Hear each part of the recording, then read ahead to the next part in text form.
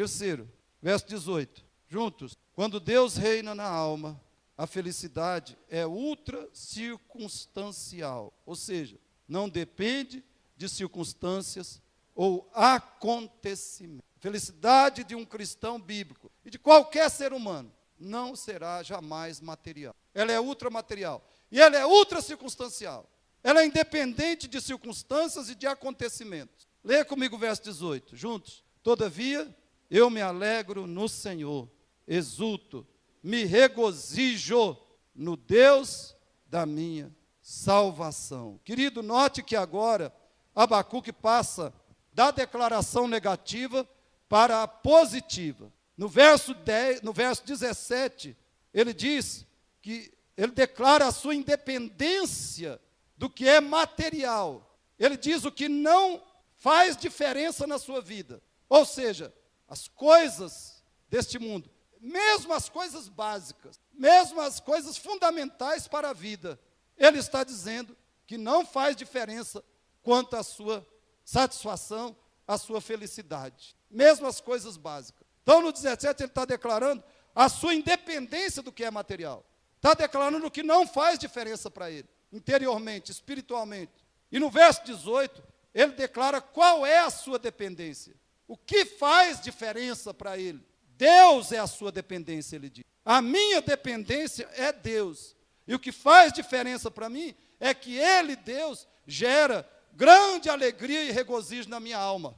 Milhares, irmãos, milhares de outros cristãos na história dão esse mesmo testemunho. Veja alguns exemplos. Escute aí.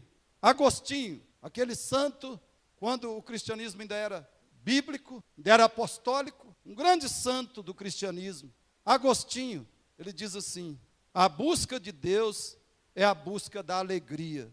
O encontro com Deus é a própria alegria. Essa é uma das maiores verdades que já foram ditas na história da humanidade. A busca de Deus é a busca da alegria. O encontro com Deus é a própria alegria. Ele diz também nas Confissões: a felicidade é uma alegria que não é concedida aos ímpios, mas àqueles que te servem por puro amor.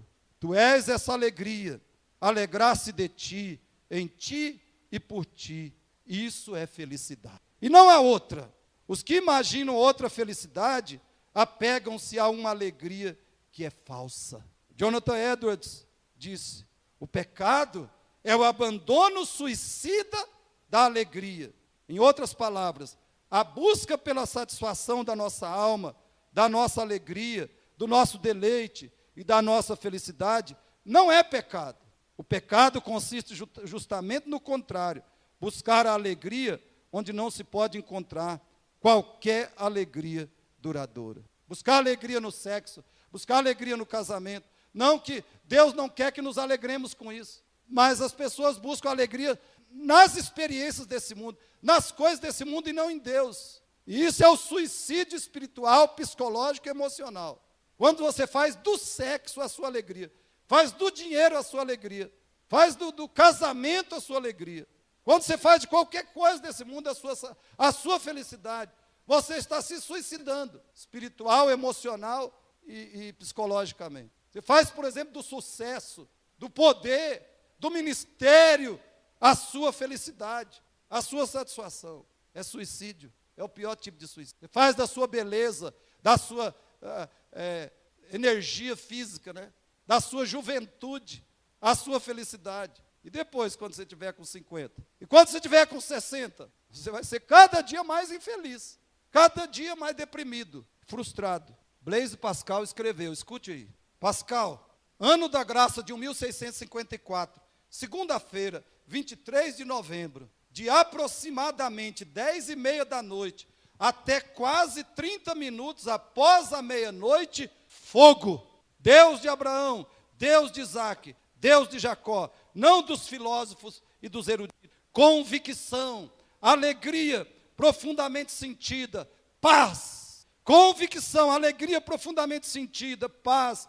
Deus de Jesus Cristo, meu Deus e vosso Deus. Alegria, alegria, alegria, lágrimas de alegria. Jesus Cristo, que jamais eu seja separado de ti. John Piper diz: se você me perguntar O mundo não precisa ver os cristãos como pessoas felizes para que possam conhecer a verdade de nossa fé e ser atraídos para o grande Salvador? Minha resposta é sim, sim, sim. E eles precisam ver que a nossa felicidade é uma obra indomável de Cristo em meio à nossa tristeza. Escute isso. Piper está dizendo que os incrédulos precisam ver que a felicidade dos cristãos é uma obra de Cristo, uma obra indomável de Cristo em meio à nossa tristeza. Uma tristeza provavelmente mais profunda do que eles jamais souberam que vivemos todos os dias.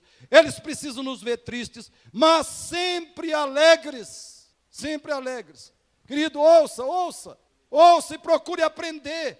Felicidade e só pode ser incondicional, independente das nossas circunstâncias. É isso que nós aprendemos em toda a Escritura. Felicidade é incondicional e só pode ser incondicional, só pode ser independente das nossas circunstâncias nesse mundo caído. Felicidade é Deus possuindo o nosso coração e transbordando nele. E se nós não experimentamos isso, se ainda não experimentamos e não manifestamos essa felicidade profundamente emocional, essa deve ser a nossa maior busca a partir de hoje, a partir de agora. E sabe qual é a maior razão para isso? A maior razão é que nós glorificamos a Deus, sobretudo quando somos profundamente alegres e felizes nele. Essa é a maior forma de glorificarmos a Deus. Não há forma maior e melhor de glorificarmos a Deus do que sermos profundamente alegres e felizes nele. Quarto e último, juntos. Quando Deus reina na alma, a atitude da pessoa é transcendente. A atitude do cristão é transcendente. Quando Deus reina, verso 19, leia comigo. O Senhor Deus é a minha fortaleza e faz os meus pés como os da corça e me faz andar altaneiro. Ele está falando de fortaleza espiritual, de pés espirituais e de andar espiritual. A versão NAA diz assim: Deus, o Senhor, é a minha fortaleza.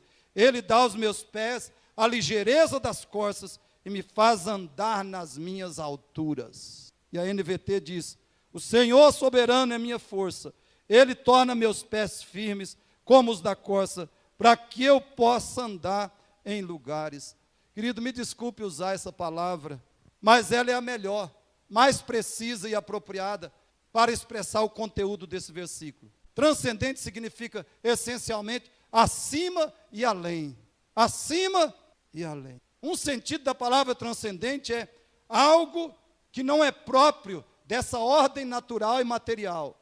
Algo que desfruta de liberdade, de autonomia dos processos terrenos. É isso que é transcendente também. Eis uma boa interpretação desse verso 19. Escute. A força que Deus proporciona é revigorante, como o poder que a gazela tem em suas patas. A corça podia percorrer a escura floresta com pés ligeiros, e outro tanto podia fazer o profeta nas escuras experiências da vida. As pernas do profeta tremeram, verso 16, mas agora se fortaleceram e se tornaram velozes. O animal das patas ligeiras pode subir aos mais elevados picos montanhosos para percorrer os cumes dos montes. A corça torna-se assim para Abacuque o símbolo da força, da firmeza dos passos, da beleza e da alegria de viver. É isso que Abacuque está dizendo, irmãos. Ele diz que espiritualmente ele seria assim. É assim que ele viveria. A corça tornou-se para ele o símbolo da força espiritual, da firmeza dos passos espirituais, da beleza espiritual e da alegria de viver. Então, irmãos, Abacuque está dizendo que a sua nova experiência de Deus fez que a sua pessoa se tornasse caracterizada pela força de Deus, a eficácia de Deus e a vitória de Deus. Ele está dizendo: eu busquei a Deus, eu clamei a Deus, e Ele me respondeu. Ele veio a mim, e a minha nova experiência de Deus fez que eu me tornasse uma pessoa caracterizada pela força de Deus, a eficácia de Deus e a vitória de Deus. Ou seja, espiritualmente Abacuque era fortalecido, capacitado e vencedor como a corça. Atitude transcendente não significa que a pessoa não tem pecados, problemas, defeitos, fraquezas e limitações. Mas a atitude transcendente significa que a pessoa não é refém da sua pecaminosidade, não é caracterizada por seus defeitos e limitações, e não é controlada por seus problemas e fraquezas, como muitas vezes nós somos. Eu creio que a espiritualidade do apóstolo Paulo representa e define perfeitamente o que Abacuque está dizendo. Olha esses versículos. 1 Coríntios 4,16. Leia comigo. Por isso, não desanimamos. Pelo contrário, mesmo que o nosso homem exterior se corrompa, contudo o nosso homem interior se renova de dia em dia. Parece que Paulo leu lá Abacuque e está só colocando em outras palavras. Deus é minha fortaleza, Ele faz os meus pés como os da costa, Ele me faz andar altaneiramente. Ou seja, o meu homem interior se renova de dia em dia.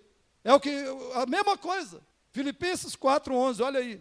Digo isto, não por causa da pobreza, porque aprendi a viver contente em toda e qualquer situação. E 2 Coríntios 12, 9 e 10. Leia comigo. De boa vontade, pois, mais me gloriarei, isto é, me alegrarei nas fraquezas, para que sobre mim repouse o poder de Cristo. 10. Pelo que sinto prazer. Veja que ele diz, eu me alegrarei. E agora ele diz, eu sinto prazer, mesmo nas fraquezas, nas injúrias, nas necessidades, nas perseguições, nas angústias, por amor de Cristo. Porque quando sou fraco, então é que sou forte. Essa atitude transcendente que nós conhecemos e aprendemos com Abacuque e com o apóstolo Paulo, é a única atitude verdadeiramente cristã, a única que glorifica suficientemente a Deus e a única que deve nos deixar satisfeitos. Enquanto não formos assim, não vivermos assim, algo está muito errado conosco. Está muito abaixo do padrão de cristianismo, do padrão do que é ser cristão. E nós temos que tomar providência. Eu e você podemos honestamente fazer nossas essas palavras de Abacuque. Podemos honestamente fazer nossas essas palavras de Abacuque. Nós podemos dizer, ainda que me falte tudo, eu viverei alegre em Cristo. E todos verão que o Senhor Jesus é a minha força, a minha capacidade e a minha vitória. Podemos dizer isso? Então, se nós não podemos, e por isso é que eu vou te dizer, se nós não podemos dar esse testemunho e somos indiferentes a isso, nós não somos salvos. Se eu sei que o meu cristianismo é medíocre, é muito abaixo do padrão bíblico, e eu fico indiferente, eu não sou salvo. Concluindo, como Deus passa a reinar e dominar em nossa alma. Como Deus passa a reinar e dominar em nossa alma. Você tem tudo agora para ter ânimo, para ter esperança, e para ter disposição, para se tornar um cristão como Abacuque, porque há recursos para isso, há recursos, há condições para nós, há provisões de Deus para nós, há provisões de Deus para nós. Então, como Deus passa a reinar e dominar em nossa alma? A resposta, queridos, é fazermos o caminho de Abacuque. Essa é a resposta. Fazermos o caminho de Abacuque. Como Deus pode reinar e dominar em nossa alma? Como passou a reinar e dominar na alma de Abacuque? Como nós experimentamos a vida de Deus na alma do homem? Como diria Henri Scougal. Primeiro, nós levamos nossas angústias, conflitos e necessidades a Deus. Veja Abacuque capítulo 1. Então essa é a primeira parte do caminho. Nós levamos nossas angústias, conflitos e necessidades a Deus. Abacuque capítulo 1. E podemos levar essas questões a Deus também por meio de pessoas de Deus que nos ajudarão. Segundo, nós somos totalmente honestos, humildes e confiantes em Deus. Abacuque foi, nas suas lutas, totalmente honesto, humilde e confiante no Senhor. Essa é outra parte do caminho. Precisamos e devemos ser totalmente honestos, humildes e confiantes em Deus. E terceiro, nós nos submetemos intensamente ao conhecimento de Deus em sua palavra. Abacuque, capítulos 2 e 3. Nós nos submetemos intensamente ao conhecimento de Deus em sua palavra. Sabe, irmãos, quando é que eu vou ficar feliz? Eu vou ficar muito satisfeito com a igreja que eu pastorei. Quando pessoas chegarem para mim e falar, pastor, eu estou lendo esse livro aqui, ó, olha o tamanho do livro, de um servo de Deus, teólogo ou escritor reformado. Pastor, eu estou lendo esse livro aqui, ó. Toda semana eu leio pelo menos um capítulo. E eu estou marcando, eu estou fazendo anotações. Olha, mas eu não deixei de ler a Bíblia, não, eu estou lendo. Nesse ano eu li a Bíblia toda e meditei. Ó, pastor, eu ouço 5, 10, no mínimo 10 pregações reformadas toda semana. Irmãos, sabe por que nós somos pobres, raquíticos? Sabe por que nós estamos muitas vezes desfalecidos espiritualmente? Porque nós não estamos crescendo no conhecimento e na graça do Senhor. E agora tem um culto no domingo e tem membro dessa igreja que ainda falta. Esse é um desastre. Tem um culto no meio de semana e tem membro dessa igreja que ainda não está aqui. Por quê? Porque ele não deu prioridade a isso. Quarto lugar, qual é o caminho? Qual é o caminho? Nós perseveramos na torre de vigia até que aconteça a resposta e a transformação de Deus. Sem confiarmos em Deus, irmãos, e sem orarmos intensa, fervorosamente e perseverantemente, Deus não virá a nós. Abacuque capítulo 2, verso 1. Nós queremos a vida de Deus na nossa alma, então nós perseveramos na torre de vigia até que aconteça a resposta e a transformação de Deus. Agora lembre-se disso, todo esse processo tem uma só base e um só método: a pessoa e a obra de Jesus Cristo. Ele disse, sem mim nada podeis fazer, sem mim nada podeis fazer. Como Deus vem a nós? Se não for por intermédio de Cristo, Ele não virá e não receberemos nada dele, nada de espiritual e de eterno. É só em Cristo, pela pessoa santa, justa, perfeita de Cristo e pela obra dele, a obediência dele, a obediência perfeita a Deus, o sangue derramado na cruz, a ira que ele padeceu na cruz, a ira do Pai, em lugar dos pecadores, a ressurreição dele, a intercessão dele pelo pecador no céu. É assim que recebemos de Deus. É assim que recebemos vida espiritual, vitalidade espiritual, transcendência espiritual. É só por meio de Cristo. Como Deus começará a reinar em sua alma por meio de Cristo? A resposta vem pelos apóstolos Pedro e Paulo. Creia no Senhor Jesus Cristo, se arrependa dos seus pecados, para que eles sejam cancelados. Eu falei aqui hoje de manhã, irmãos, a igreja está cheia de gente que crê em Jesus, mas gente que nunca se arrependeu dos seus pecados. E fé bíblica inclui arrependimento de pecados. Você passa a ter nojo do pecado, fugir dele, você quebra o compromisso com todo e qualquer pecado, e busca viver na santificação do Espírito Santo e da palavra de Deus. Só uma pessoa assim se arrependeu de verdade dos pecados. Creia no Senhor Jesus, se arrependa.